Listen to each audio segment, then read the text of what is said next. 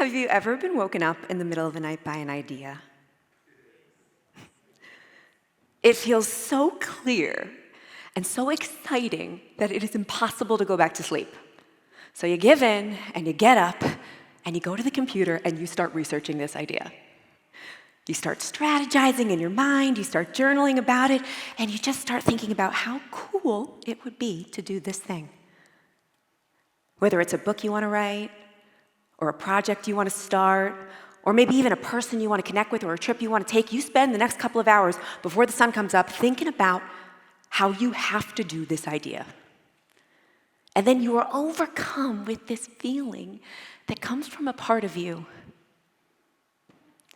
This part of you isn't always there. It often comes at 3 o'clock in the morning for me, and I call this part of me the knowing. It knows. And usually it says to me, okay, Jenny, you need to do this. So you have this idea, you have this knowing, it's 3 in the morning, and you're like, okay, I'm gonna do what I do with all my brilliant ideas. I'm gonna start tomorrow. Enter tomorrow. The initial buzz of the idea has faded a little bit. It's not as exciting anymore. And that knowing part of you, that knowing hit the road, it went back to where it came from, and it is replaced by a different part of you. This part comes in and says things like, I was looking at Instagram this morning, and it looks like a lot of other people are doing this idea. I don't think you should do it.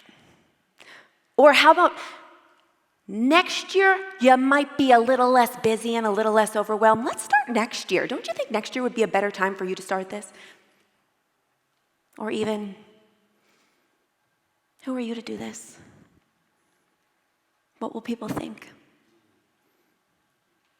In his book, The War of Art, Stephen Pressfield refers to this part of us as the resistance. You might refer to it as your fear, or maybe the part of you that's a procrastinator, or the part of you that's an avoidant, or maybe even the part of you that feels like an imposter. I refer to this part of me as my inner BFF. Now, that is not to be mistaken for my inner best friend forever. This is more like my inner best frenemy forever. Yeah, inner BFF stands for inner blocker of future fulfillment. My inner BFF, its whole job is to keep me from doing the thing that I know I need to do. It's kind of like that friend that, we've all had, that makes it seem like they want the best for us, like they really make us feel like they want the best for us. But secretly, they're trying to sabotage our every move because us becoming successful makes them feel unbelievably inadequate and uncomfortable. You know this friend. You have been to dinner with this friend when you're trying to stick to a good diet, and they really want to have dessert. Come on, just have dessert with me. You can have the chocolate cake. Start your diet tomorrow. It's not going to kill you. Start tomorrow. So you give in, and you have the cake, and you wake up, and you're like, God, that friend got in my way. The friend didn't get on your way. You got in your own way again. Us humans are really, really great at killing our own dreams before they get a chance to live. Think about the aspiring entrepreneur that has an amazing idea for a business, but he's so terrified of failure that he never launches. And then a company executes on this idea years later, and it becomes unbelievably successful.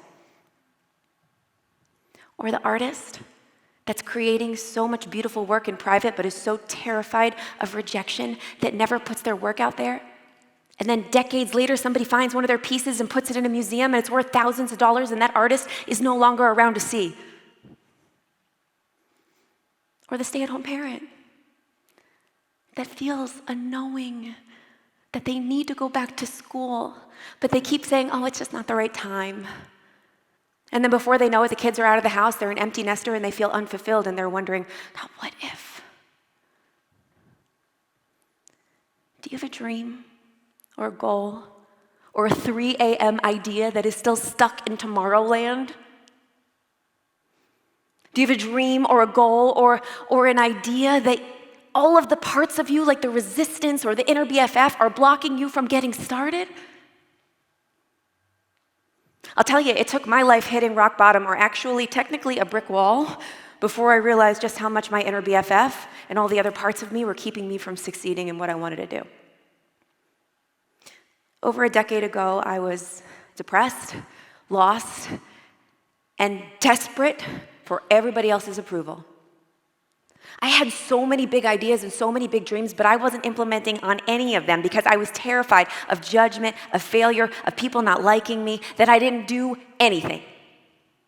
In fact, I was an actress, and I knew what kind of parts I wanted to play. I knew what roles I wanted. I knew what rooms I needed to be in.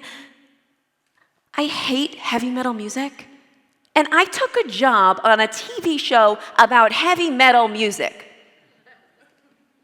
Spoiler alert, I lost it all. I lost that TV gig. I lost my boyfriend to a friend. And I lost my beautiful New York City apartment, and I found myself living in a tiny little actor's studio with 6 other roommates in a window that faced a brick wall. And I spiraled into the deepest depression of my life. It was so bad that my mom had to come into the city. You know it is bad when your mom has to come.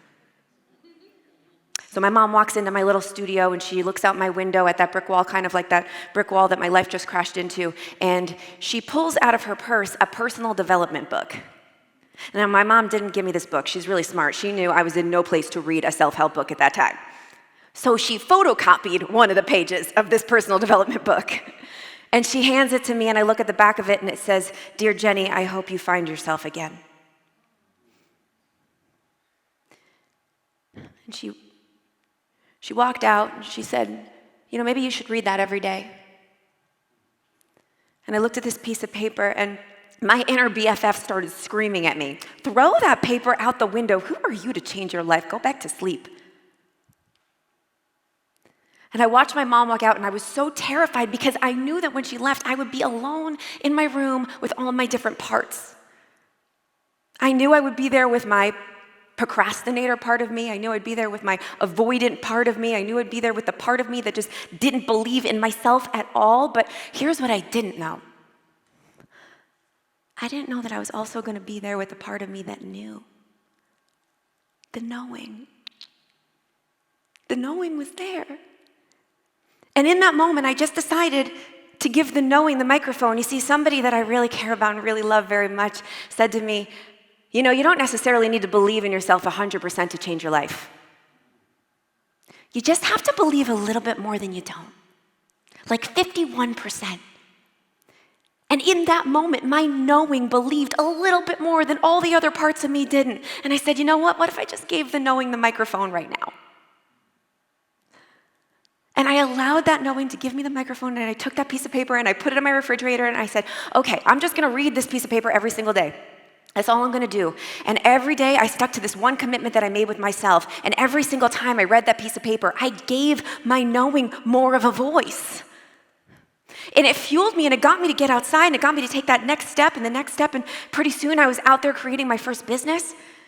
And pretty soon my knowing is a little bit louder, and it got me to get out there and meet my husband. And then it got a little louder, and I got out there, and we started to build our company, and then we sold it, and then my knowing helped me to write my first book. You better believe my knowing got me to this dot speaking in front of you doing this TED Talk. My therapist taught me about this psychotherapeutic approach known as parts work therapy.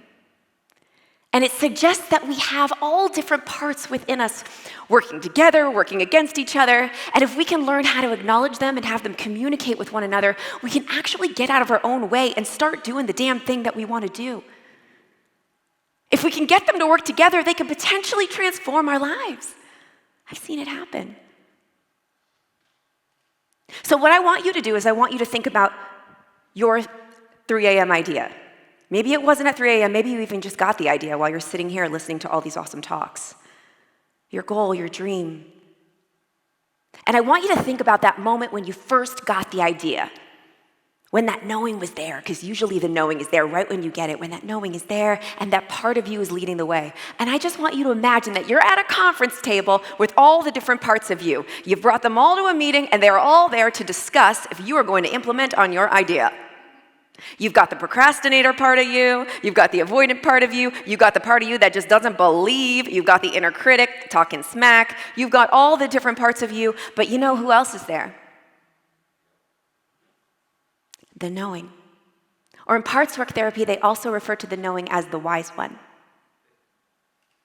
What if you just handed the knowing the microphone and you said, all your other parts, you can talk. You can put in your input, it's okay, but the knowing has the microphone and the knowing calls the shots. Whenever I'm in a place where I want to give my knowing a little bit more voice, I say this really powerful quote. It's actually tattooed on my husband's arm. And it's hanging all over our apartment. And it's a quote by Stephen Pressfield, and that's what I want to leave you with today. Start before you're ready. Don't prepare. Begin. Remember, the enemy is not your lack of preparation. It's not the difficulty of the project or the state of the marketplace or the emptiness in your bank account. The enemy is resistance. The enemy is your chattering brain, to which, as if you give as much as a nanosecond, will start producing excuses, alibis, transparent self-justifications, and a million reasons as to why you can't, shouldn't, won't do the thing you know you need to do. Start before you're ready. Thank you so much.